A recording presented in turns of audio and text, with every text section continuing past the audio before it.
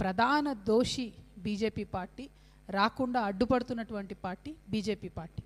ఇక కాంగ్రెస్ పార్టీ ఏమో అసలు మీరు 42% ఎందుకు ఇస్తున్నారు, మేము ఎంతమంది ఉన్నాం బీసీలము మీరు చెప్పండి అంటే ఇంతవరకు చెప్పకుండా దాటవేస్తున్నటువంటి వైఖరి.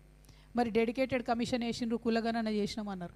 మేము ఆనాడే చెప్పినాం మీరు కులగణన కరెక్ట్ చేయలేదు, బీసీల సంఖ్య తగ్గించి చూపిస్తున్నారు, ఇతరుల సంఖ్య పెంచి చూపిస్తున్నారు, ఇది కరెక్ట్ కాదు అని చెప్పినాం. ఆనాడు అవహేళన చేసినట్టు మాట్లాడారు.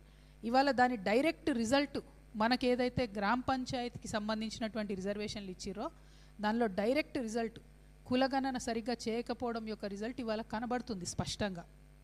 అయితే అన్ఫార్చునేట్లీ మరి 42% సాధించలేకపోవడం, 50% లోబడే మరి రిజర్వేషన్ ఇవ్వాలని కాంగ్రెస్ ప్రభుత్వం భావించడం, 42% మిగిలిన శాతానికి మేము రాజకీయంగా ఇస్తామని చెప్పడం నిజంగా కూడా చాలా దురదృష్టకరం.